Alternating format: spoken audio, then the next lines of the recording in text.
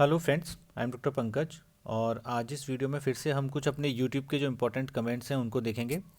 तो पहला कमेंट है, sir doing MBBS from a private college is worth it it और not, please tell, is it okay wasting time in preparation for government college.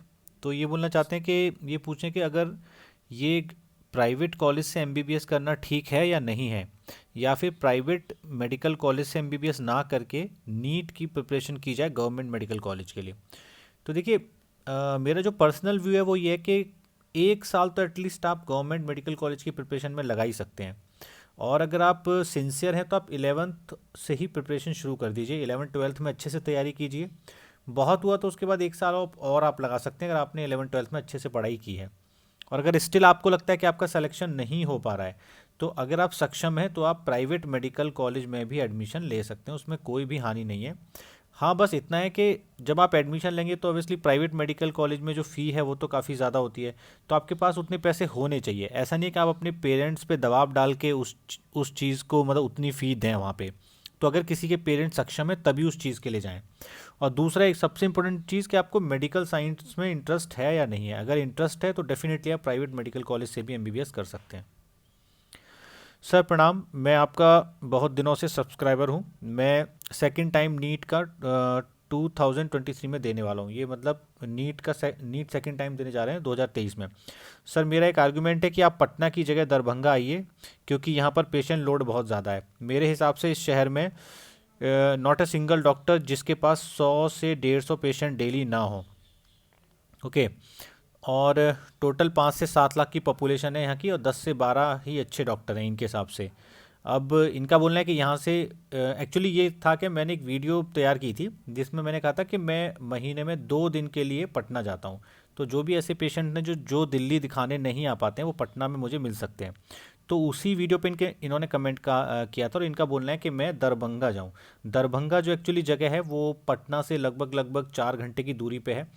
और अब तो वहाँ एक नया एयरपोर्ट भी बन गया है, इनका बोलना ठीक है। पर देखो, दिक्कत क्या है कि एक्चुअली मेरे कुछ कमिटमेंट हैं, इसलिए मुझे पटना ही जाना होता है। बाकी जहाँ तक बात है अच्छे डॉक्टर हैं या नहीं है, वो तो वो एक अलग ही चीज़ है। बट मैं बोलूँगा कि अगर हाँ, अगर मुझे भविष्य में कभी मौका मिलता है तो डेफिनेटली मैं दरभंगा भी जाऊँगा। बट क्योंकि मैं अकेला डॉक्टर हूँ तो एक अकेले डॉक्टर के लिए संभव नहीं होता कि वो दिल्ली में रहता है, दिल्ली में जॉब करता है, उसके बाद वो पटना भी चला जाए, दरभंगा भी चला जाए। इसलिए मैं बोलता हूँ कि हमेशा जो लोग नीट की तैयारी कर रहे हैं वो अच्छे से पढ़ाई करें। जैसे ये नीट की तैयारी कर रहे हैं और इन्हें लगता है कि दरभंगा में कम अच्छे डॉक्टर्स हैं, तो आप अच्छे से नीट की तैयारी कीजिए और आप भविष्य में जाके आप बहुत अच्छे डॉक्टर बन जाइए, जिससे एक और डॉक्टर दरभंगा को मिल जाएगा, है ना। तो और जहाँ तक मेरी पटना जाने की बात है तो वो तो मैं महीने में 2 बार जाते हूँ। अगर कोई भी पेशेंट ऐसा है तो वो मुझसे कांटेक्ट कर सकता है मेरे असिस्टेंट से। मैंने जो पिछली वीडियो थी उसमें उनका कांटेक्ट नंबर भी दे रखा है। सर क्या आप बता सकते हैं कि कितने परसेंट डॉक्टर 3 to 5 लाख वाली कैटेगरी में फॉल करते हैं? मुझे इंजीनियरिंग करना है पर घर वाले नीट करने के लिए बोल रहे हैं। मेरे घर वालों को लगता है कि डॉक्टर अनलिमिटेड पैसा कमाते हैं।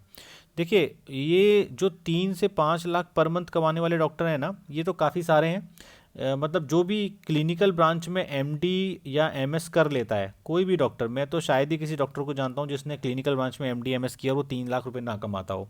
ठीक है। और अगर बिल्कुल भी यकीन नहीं होता ना, तो आप एक काम करो, बेस्ट है ना, आप अपने शहर में या वहाँ पे जितने M D M S doctors को जानते हैं ना उनको फॉलो करने की कोशिश करो। कैसी लाइफस्टाइल वो जीते हैं, उनका हॉस्पिटल कैसा है, उनके कितने पेशेंट्स आते हैं। आप देखना, आपको खुद ही आइडिया लग जाएगा कि उनकी उनकी जो कमाई है 3 लाख से पक्का ज़्यादा है। आप एक अंदाज़ा लगा पाओगे। जब मैं छोटा था तो मैं मेरे भी दिमाग में जिज्ञासा कभी कभी आती थी, तो मैं देखता था जितने भी डॉक्टर्स रहते थे ना, सबके पास 2 कारें हैं, 2 3 कारें हैं, घर हैं, ओपीडी चल रही है। तो मैं एक हिसाब लगाता था, मुझे लग जाता था कि यार ये कम पैसे, 2 3, ये 1 आध लाख वाला आदमी तो नहीं है। पैसे तो ये ज़्यादा कमाते ही हैं।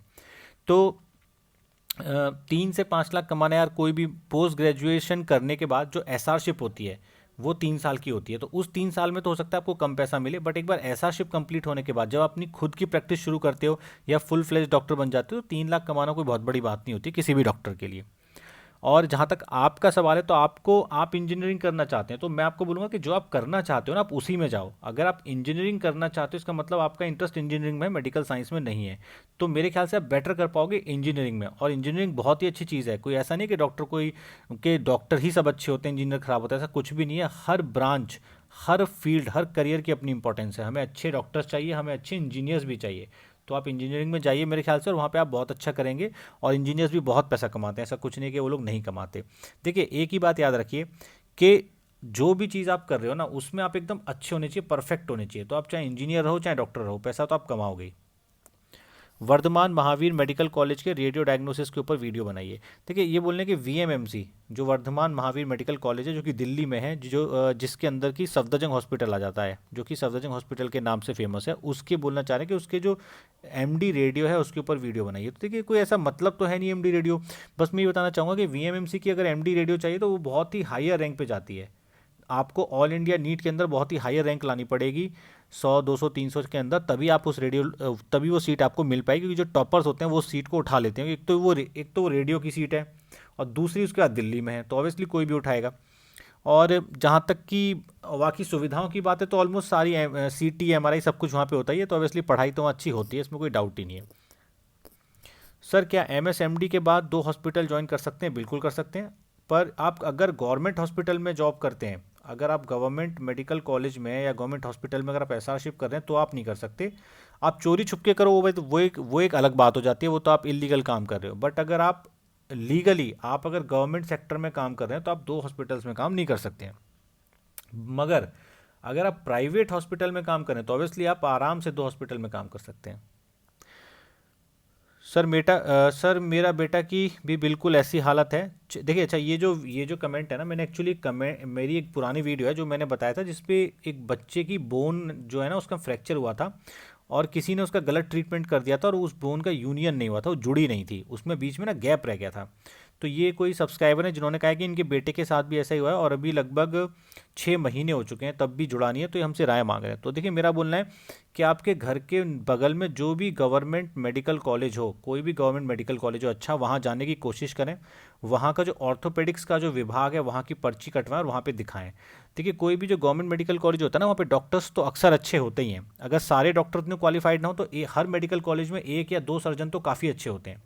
तो आप डेफिनेटली, वो लोग आपको कुछ ना कुछ अच्छा ट्रीटमेंट बताएंगे। सर मैंने नीट की प्रिपरेशन नहीं की है, क्या मैं नीट 2023 एप्लीकेशन फॉर्म भरूं? देखिए मेरे साथ भी ऐसा था, जब मैं 12th में था तो मैंने नीट की तैयारी उतनी नहीं की थी, और ना ही मेरी अच्छी प्रिपरेशन थी। तब भी मैंने, जो उस टाइम ये AIPMT के नाम से हुआ करता था, AIPMT मेरे टाइम में, तो तब भी मैंने नीट AIPMT का एग्ज़ाम दिया था। हाँ मेरा सिलेक्शन नहीं हुआ, मार्क्स भी बहुत बेकार आए थे, पर उससे ना एक आइडिया लग जाता है कि भाई कैसा क्वेश्चन होता है, उसका एनवायरनमेंट कैसा होता है, स्ट्रेस कैसा होता है, तो बहुत सारे एक आइडिया लग जाता है। तो मेरे ख्याल से अगर कोई भी ऐसा एग्ज़ाम जिसमें अटैम्प्ट फिक्स नहीं है, अटैम्प्ट फिक्स का मतलब सपोज करो कोई ऐसा एग्ज़ाम है जिसमें आप 5 ही अटैम्प्ट दे सकते हो, तब तो ऐसे एग्ज़ाम में फालतू का अटैम्प्ट वेस्ट नहीं करना चाहिए। बट मेरे ख्याल से नीट में तो कोई अटैम्प्ट अभी है नहीं, एक बार मैं चेक करके देख लूँगा। बट अगर कोई अटैम्प्ट नहीं तो डेफिनेटली आपको नीट का फॉर्म भर देना चाहिए, कोई दिक्कत नहीं है। ठीक है। सर मेरी डेट ऑफ बर्थ 1 जनवरी 2008 है, और मैं नीट 2024 देना चाहता हूँ, लेकिन मेरी एज 17 साल होने में 1 दिन कम है। ओके। ये बोल रहे हैं कि ये जब नीट 2024 देना चाहेंगे, तो इनकी जो जो उसमें जो एज लिमिट लिखी है, उसमें इनकी एज 1 दिन कम रह जाएगी, तो मेरे ख्याल से एग्ज़ाम नहीं दे पाएंगे, जैसा मुझे लगता है। बाकी आप जब नीट का फॉर्म आएगा, तो उसकी वेबसाइट पे जाके अच्छे से उसको रीड कर लीजिएगा। जब भी कोई फॉर्म आता है ना, तो उसका प्रोस्पेक्टस आता है, उसके प्रोस्पेक्टस को आपको अच्छे से पढ़ लेना चाहिए, उसमें सारी डिटेल लिखी होती है। और जहाँ तक मुझे याद है, मेरे भी साथ एक स्टूडेंट था, शायद रविशंकर नाम था, तो वो भी शायद एग्ज़ाम नीट का, या एक और कोई था मेरे ख्याल से, तो वो भी नीट का एग्ज़ाम फर्स्ट टाइम, मतलब कि हमारे टाइम में AIPMT होता था, वो फर्स्ट टाइम नहीं दे पाया था एज के चलते, क्योंकि उसकी एज काफ़ी कम थी। तो कोई दिक्कत नहीं है, आप नेक्स्ट टाइम देना। सर कॉर्निया सर्जन कैसे बनते हैं? अगर कॉर्निया सर्जन बनना है तो सबसे पहले तो आपको करनी पड़ेगी MBBS। ओके, MBBS करने के बाद फिर आपको नीट PG निकाल के MS ऑप्थेल्मोलॉजी करनी पड़ेगी, या फिर DNB ऑप्थेल्मोलॉजी। और जब आप ऑप्थेल्मोलॉजी में डिग्री ले लेंगे, तब आप कॉर्निया के अंदर फेलोशिप कर सकते हैं, उसके बाद आप आसानी से कॉर्निया सर्जन बन जाएंगे। सर ऑनेस्टली सिर्फ आपका ही एक ऐसा चैनल है जहां आप कहते हो कि MD के बाद 3 लाख मिनिमम तो हर कोई अर्न कर सकता है। बाकी के बहुत सारे चैनल में तो सब MD डॉक की सैलरी भी मैक्सिमम 1 to 1.5 लाख मंथ ही बताते हैं, वो भी MD रेडियो में, बाकी की ब्रांच में तो इससे भी कम। ऐसा क्यों? क्या ये टायर 1, टायर 2, टायर 3 सिटी के अकॉर्डिंग वेरी करता है? लाइक टायर 1 में पोस्ट एमडी 1 to 1.5 लाख ही, पर टायर 2 में 3 लाख पर मंथ। देखिए मेरा जहाँ तक जितने लोगों को मैं जानता हूँ जिन्होंने पोस्ट ग्रेजुएशन की है, एमडी एमएस की है, तो मेरे ख्याल से एमडी एमएस करने के बाद और एसआरशिप करने के बाद, जब कोई भी या फिर फेलोशिप करने के बाद, ज़्यादातर एमडी एमएस वाले डॉक्टर 3 लाख आराम से कमा लेते हैं। मैं नहीं जानता भी ऐसे किसी डॉक्टर को जो कि 3 लाख नहीं कमा पाता है। ओके। और जहाँ तक दूसरे चैनल्स की बात है, हो सकता है आप उसको ढंग से देखिए, हो सकता है वो एसआरशिप के दौरान की बात कर रहे हो, क्योंकि एमडी करने के बाद जो एसआरशिप होती है ना 3 साल की, उसमें इतना ही पैसा मिलता है 1 to 1.5 लाख पर मंथ। तो हो सकता है वो एसआरशिप की बात कर रहे हो। और जैसा कि मैंने पहले भी वीडियो में बोला कि जब भी आपको डाउट हो ना, आप अपने अगल बगल जो नज़दीक में जो डॉक्टर्स रहते हैं ना, उनको देखिए, उनसे बात कीजिए, उनको फॉलो करने की कोशिश कीजिए, आप समझ जाओगे कि पैसा तो 3 लाख आराम से वो लोग कमा ही रहे होंगे। Sir, I am in first year MBBS, got admission in 2022. I am thinking of doing PLAB after MBBS and go to UK for further training.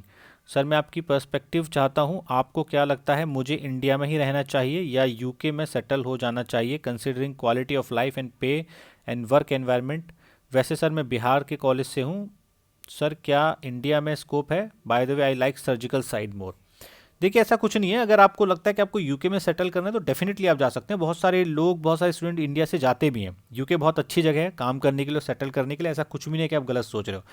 अगर आपका मन कर रहा है, आपको अंदर से गट फीलिंग आ रही है कि आपको यूके में जाना चाहिए, आप डेफिनेटली जा सकते हैं। और अगर नहीं भी जा पाते हैं तो इंडिया भी कोई ख़राब ऑप्शन नहीं है मेरे ख्याल से। इंडिया भी बहुत अच्छी कंट्री है रहने के लिए, कोई इसमें कोई डाउट नहीं है। और ऐसा नहीं है कि डॉक्टर्स को बहुत कम पैसा मिलता है, ठीक ठाक पैसा मिल ही जाता है, कोई दिक्कत तो नहीं आती है। बाकी अगर आपकी प्रैक्टिस चल पड़ती है फिर तो स्काई इज़ द लिमिट। तो इस वीडियो को यहीं पे एंड करते हैं। Thanks for watching my video.